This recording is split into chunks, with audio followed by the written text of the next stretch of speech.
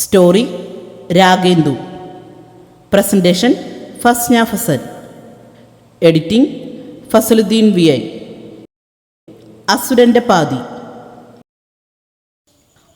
ആ ദുഷ്ടൻ എന്നെ കെട്ടു അമ്മേ. രാത്രി അമ്മയെ ഇറുക്കി പിടിച്ച് കിടക്കുവാണ് ഭൂമി. ഈ അല്പനേരം കൊണ്ട് തന്നെ പീഡിച്ചും ആദ്യ പിടിച്ചും അവൾ വല്ലാതെ ക്ഷീണിച്ചിരിക്കുന്നു. അങ്ങനെ ഒന്നും ഉണ്ടാവില്ലടാ, ദൈവം എന്തെങ്കിലും വഴി കാണിച്ചു തരും.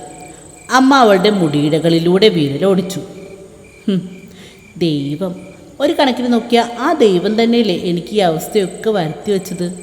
ദൈവം ദുഷ്ടനമ്മ. ആ കുഞ്ഞു ചുണ്ടുകൾ വിതുമ്പാൻ തുടങ്ങി. അമ്മ പറഞ്ഞിട്ടില്ലേ മോളോട്, മോള് ജനിച്ച കഥയൊക്കെ? എല്ലാം കൈവിട്ട് പോയെന്ന് തോന്നിയ അവസാന നിമിഷത്തിലാണ് ആ പയ്യൻ വന്നത്. അമ്മ പ്രാർത്ഥിക്കാം, അതുപോലെ ആരെങ്കിലും, അല്ല ആ പയ്യൻ തന്നെ, അവൻ വന്ന് എൻ്റെ മോളെ ഈ നരകത്തിൽ നിന്ന് രക്ഷിക്കും. അവൾ അമ്മയുടെ മാറിൽ മുഖം പൂഴ്ത്തിക്കിടന്നു എപ്പോഴൊക്കെയോ ഉറക്കത്തിലേക്ക് വീണു.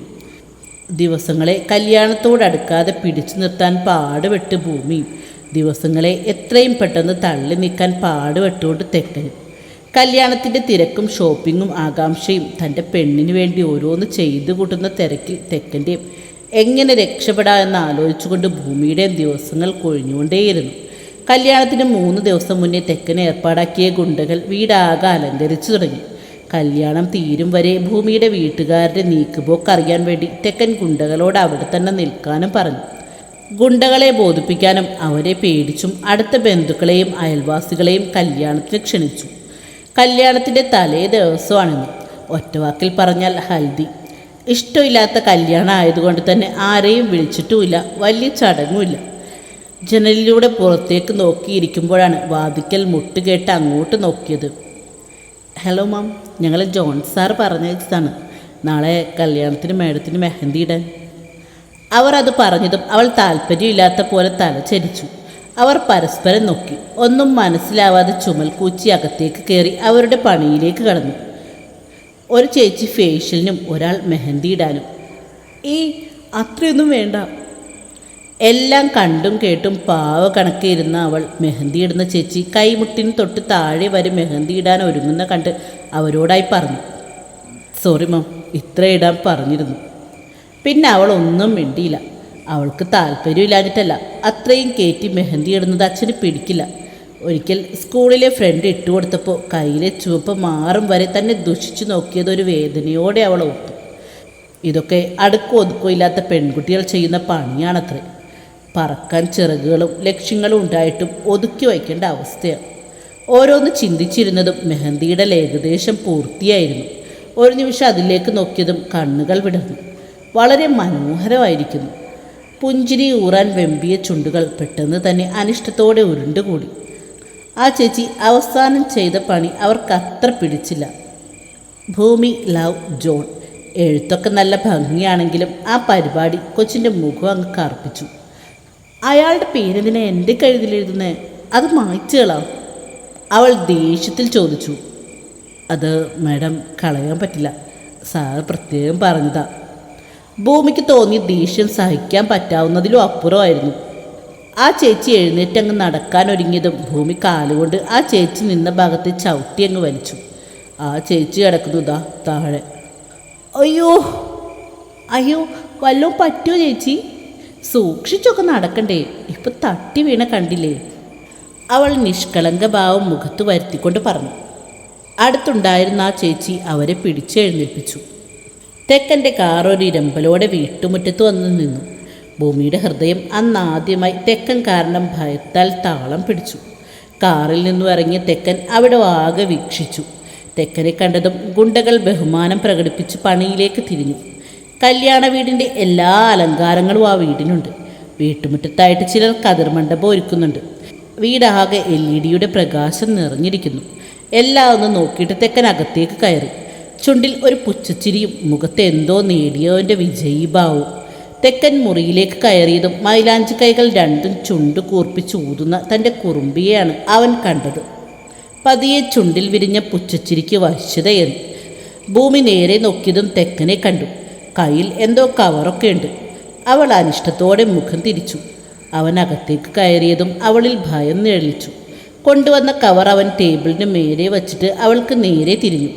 അപ്പോഴേക്കും വെളിയിലേക്ക് പോകാനിറങ്ങിയ ഭൂമിയെ അവൻ കയ്യിൽ പിടിച്ചു വലിച്ചു. ദേ കൊച്ചേ, നിനക്ക് കല്യാണത്തിനും പിന്നെ നമ്മുടെ ഫസ്റ്റ് നൈറ്റിനൊക്കെ ഉള്ള സാരി ആഭരണങ്ങളും ഒക്കെയാണ് പറഞ്ഞുകൊണ്ട് അവൻ അവളുടെ കൈ വിട്ടു. പിന്നെ സ്വന്തം മുറിയിൽ കയറിയ പോലെ കണ്ണാടിയൊക്കെ നോക്കി മുടിയൊക്കെ ശരിയാക്കി മേശപ്പുറത്തിരിക്കുന്നത് ഓരോന്നും എടുത്തു നോക്കി പറഞ്ഞു. ഭൂമിക്ക് അത് അത്ര പിടിക്കുന്നുണ്ടായിരുന്നില്ല. നോക്കിയിട്ട് ഇഷ്ടപ്പെട്ടു എന്ന് പറ, ഇല്ലെങ്കിൽ വേറെ വാങ്ങാം. താൻ എന്താ വിചാരിച്ചേ? കുറച്ച് പൊന്നും പണവും കാണുമ്പോൾ തൻ്റെ പുറകെ ഞാനങ്ങ് വരുമെന്നു. കുറച്ചും അതിൽ കൂടുതൽ കാശും പൊന്നും കാണുമ്പോൾ വാലാട്ടി പുറകെ പോരുന്ന പെൺപിള്ളേരുണ്ടാവും. ഭൂമിയെ ആ കൂട്ടത്തിൽ പെടുത്തണ്ട. വേറെ എങ്ങോ നോക്കി അവൾ പറഞ്ഞു. +2 പഠിക്കുന്ന നാക്കും PhD പഠിക്കുന്ന നാക്കും. ഇതൊക്കെ നിന്നെ കാണിച്ച് കറക്കിയെടുക്കാൻ കൊണ്ടുവന്നല്ല, നാളെ നമ്മുടെ കല്യാണത്തിന് വേണ്ടിയാ. ഇഷ്ടമായില്ലെങ്കിൽ പറ. അവസാന നിമിഷം പറഞ്ഞിട്ട് ഒരു കാര്യവും ഉണ്ടാവില്ല. വേറെ എങ്ങോ നോക്കി നിൽക്കുന്ന ഭൂമിയുടെ അടുത്തേക്ക് അവൻ നടന്നു ചെന്നു. അത് മനസ്സിലായിട്ടും അവൾ അവിടെ തന്നെ നിന്നു. അടുത്തേക്ക് വന്ന അവൻ ഇഴുകി താഴേക്ക് വീഴാൻ വെമ്പുന്ന ഭൂമിയുടെ തോൾഭാഗത്തെ ബനിയൻ നേരെ കയറ്റിയിട്ടു കൊടുത്തു. ഛേ, വിടറോ. അവൾ ആട്ടിയെങ്കിലും അവനത് വകവയ്ക്കാതെ കൈ ശരിയാക്കി ഇട്ടുകൊടുത്തു.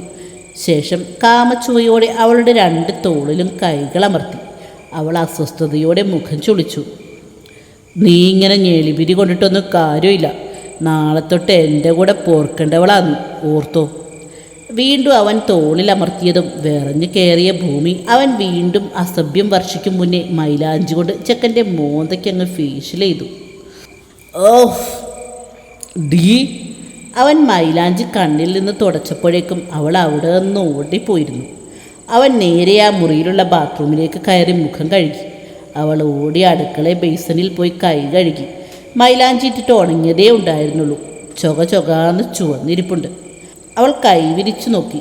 പറഞ്ഞു കേട്ടിട്ടുണ്ട്, കെട്ടുന്നവൻ സ്നേഹമുള്ളവനാണെങ്കിൽ മൈലാഞ്ചി അങ്ങനെ ചുവന്നു വരുമെന്ന്.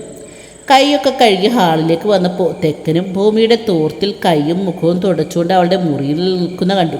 ഭൂമിയുടെ മുഖഭാവം കണ്ടപ്പോഴേ തെക്കന് മനസ്സിലായി ഇത് അവളുടെ തോർത്താണെന്ന്. അവളെ കാണിക്കാൻ വേണ്ടി അവൻ ആ തോർത്തിൽ കാമച്ചുവയോടെ മുഖവരസി.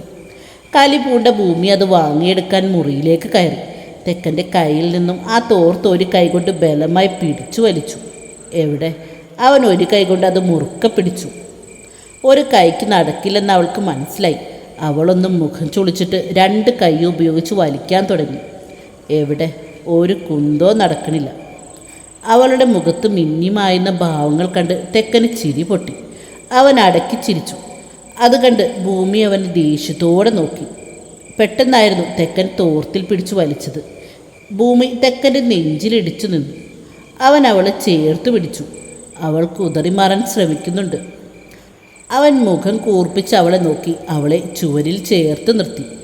എൻ്റെ കൊച്ചേ, ഞാൻ ഇങ്ങനെയൊക്കെ ചെയ്യുന്നത് നിന്നെയൊന്ന് ദേഷ്യം പിടിപ്പിക്കാൻ വേണ്ടിയല്ലേ? അവൾ മുഖം ചുളിച്ച് അവനെ നോക്കി. ഞാൻ ഓരോ വഷളത്തരം പറയുമ്പോൾ നിൻ്റെ മുഖത്ത് തെളിയുന്ന ഭാവങ്ങളൊക്കെ എനിക്ക് ഭയങ്കര ഇഷ്ടമാടി. വല്ലാത്തൊരു കുറുമ്പാ പെണ്ണ് നിൻ്റെ മുഖത്തിന്. കരയുമ്പോഴും ദേഷ്യപ്പെടുമ്പോഴും ചിരിക്കുമ്പോഴും ഒക്കെ വല്ലാത്ത കുറുമ്പ്. അവൻ അവളുടെ കവിളിൽ പതിയെ കുത്തിപ്പിടിച്ചിളക്കി. എൻ്റെ മുഖം കൊണ്ട് ഇതാ ഇങ്ങനെ ഉരസിയെടുക്കാൻ തോന്നും. പക്ഷേ വേണ്ട, ഈ മുഖത്ത് ഈ കുറുമ്പ് ഇങ്ങനെ വേണം. എനിക്ക് എപ്പോഴും കാണണം. എല്ലാത്തിനേക്കാളും ഭംഗി എന്തിനാണെന്നറിയോ? എൻ്റെ ഈ മറുകിന്. പറയുന്നതിനോടൊപ്പം അവൻ ആ മറുകിലൊന്ന് വിരലോടിച്ചു. ഡി കുറുമ്പി, എന്നതേലും പറയടി കുട്ടിപ്പിശാശേ, ഇല്ലെങ്കിൽ കൺട്രോൾ പോയി ഞാൻ എന്തെങ്കിലും ചെയ്യൂ. അത് കേട്ടതും അവനെ തള്ളി മാറ്റി അവൾ പുറത്തേക്കോടി. അവൾ പോയ വഴിയെ നോക്കി അവൻ മീശ വിരിച്ചു. തിരികെ പോവാൻ നേരം അവനൊരു ഗുണ്ടയെ വിളിച്ച് എല്ലാം പ്രത്യേകം നോക്കണമെന്ന് പറഞ്ഞേൽപ്പിച്ചു. രാത്രി ഉറങ്ങാൻ കിടന്ന ഭൂമിക്ക് തിരിഞ്ഞും മറിഞ്ഞും കിടന്നിട്ട് ഉറക്കം വരുന്നുണ്ടായിരുന്നില്ല. ഈ പാതിരാത്രിയിലും അന്യായമായി കണ്ണാടി നോക്കാൻ അവളുടെ മനസ്സ് വല്ലാതെ കൊതിച്ചു. ഒട്ടും താമസിക്കാതെ ബാത്റൂമിലേക്ക് നടക്കാൻ ഒരുങ്ങിയപ്പോഴാണ് ഫോൺ റിങ് ചെയ്തത്. അവൾ ചെന്ന് ഫോൺ എടുത്തു. അച്ഛൻ. സ്ക്രീനിൽ തെളിഞ്ഞു വന്ന പേര് കണ്ട അവളുടെ ചുണ്ടുകൾ മന്ത്രിച്ചു. എന്താ അച്ഛേ? നീ അമ്മയ്ക്ക് ഫോൺ കൊടുത്തേ. ഉറങ്ങിക്കിടന്ന അമ്മയെ എഴുന്നേൽപ്പിച്ച് അവൾ ഫോൺ കൊടുത്തിട്ട് ബാത്റൂമിലേക്ക് പോയി. എൻ്റെ മുഖത്ത് ഇത്ര കുറുമ്പാണോ? അവൾ മുഖത്ത് കൈവച്ച് തിരിച്ചും മറിച്ചു നോക്കി. അപ്പോഴേക്കും അമ്മ വന്ന് വാതിലിൽ മുട്ടി. ദാ വരുന്നുമ്മ. അവൾ വാതിൽ തുറന്നതും എവിടെയോ പോകാനെന്നോണം റെഡിയായി നിൽക്കുന്ന അമ്മയാണ്. മോളെ, വേഗം പോയി റെഡിയാവ്, നമുക്കിവിടുന്ന് പോവാം. അമ്മ ധൃതി പിടിച്ചു. എങ്ങോട്ട്? അതൊക്കെ അച്ഛനെ അറിയും, നീ വേഗം ചെന്ന് റെഡിയാവ്. അമ്മ, പക്ഷേ ആ ഗുണ്ടകളൊക്കെയാ? നീ വേഗം പോയി റെഡിയാവ്, അവരൊക്കെ നല്ല ഉറക്കത്തിലാണ്. ഭൂമി വേഗം ചെന്നൊരു ബ്ലൂ ജീൻസും ബ്ലാക്ക് ലെങ്തി കുർത്തയും ഇട്ട് മുടി പോണിറ്റൈലിൽ കെട്ടി റെഡിയായി. സുമിത്രാമ്മയും ഭൂമിയും പിന്നാമ്പുറത്തെ വാതിൽ വഴി ഇറങ്ങിച്ചെന്നതും രാമനാഥൻ അവിടെ കാത്തിരിക്കുന്നുണ്ടായിരുന്നു. ഉറങ്ങിക്കിടക്കുന്ന ഗുണ്ടകളെ ഉണർത്താതെ അവർ പിന്നിലെ ചെറിയ ഗേറ്റ് വഴി പുറത്തേക്കിറങ്ങി. ഇരുട്ടിലൂടെ അവർ ദൂരേക്ക് നടന്നകന്നു. അല്പസമയത്തിനു ശേഷം അവർക്കൊരു ഓട്ടോ കിട്ടി. റെയിൽവേ സ്റ്റേഷൻ, രാമനാഥൻ പറഞ്ഞതും അയാൾ വണ്ടിയെടുത്തു.